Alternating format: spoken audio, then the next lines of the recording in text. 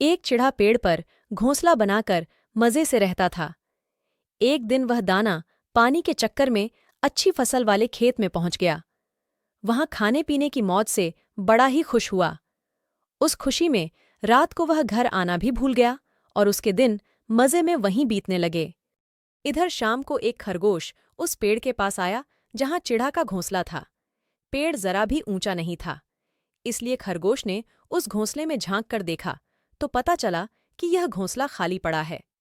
घोंसला अच्छा खासा बड़ा था, इतना कि वह उसमें खरगोश आराम से रह सकता था।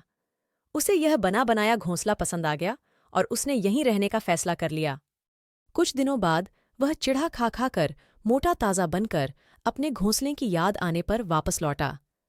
उसने देखा कि घोंसले में खरगोश आराम से बैठा हुआ है। उसे बड़ा गुस्सा आया। उसने खरगोश से कहा, चोर कहीं के, मैं नहीं था तो मेरे घर में घुस गए हो?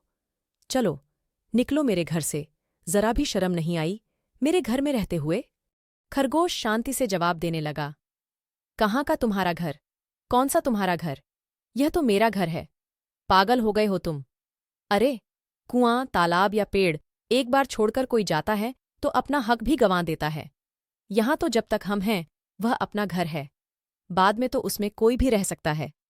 अब यह घर मेरा है, बेकार में मुझे तंग मत करो। यह बात सुनकर चिढ़ा कहने लगा, ऐसे बहस करने से कुछ हासिल नहीं होने वाला। किसी धर्म पंडित के पास चलते हैं, वह जिसके हक में फैसला सुनाएगा उसे घर मिल जाएगा। उस पेड़ के पास से एक नदी बहती थी। वहां पर एक बड़ी सी बिल्ली बैठी थी। वह कुछ धर्मपाठ करती नजर आ रही थी। वैसे तो यह बिल्ली इन दोनों की जन्मजात शत्रु है, लेकिन वहां और कोई भी नहीं था, इसलिए उन दोनों ने उसके पास जाना और उससे न्याय लेना ही उचित समझा। सावधानी बरतते हुए बिल्ली के पास जाकर उन्होंने अपनी समस्या बताई।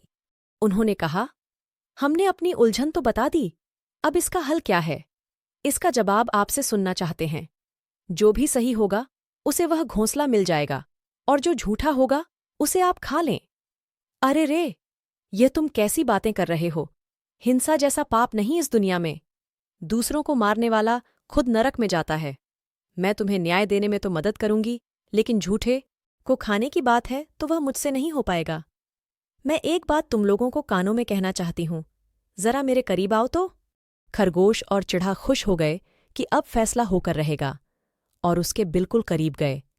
फिर क्या, करीब आए खरगोश को पंजे में पकड़कर मुंह से चिढ़े को बिल्ली ने नोच लिया। दोनों का काम तमाम कर दिया। अपने शत्रु को पहचानते हुए भी उस पर विश्वास करने से खरगोश और चिढ़े को अपनी जानें गंवानी पड़ी।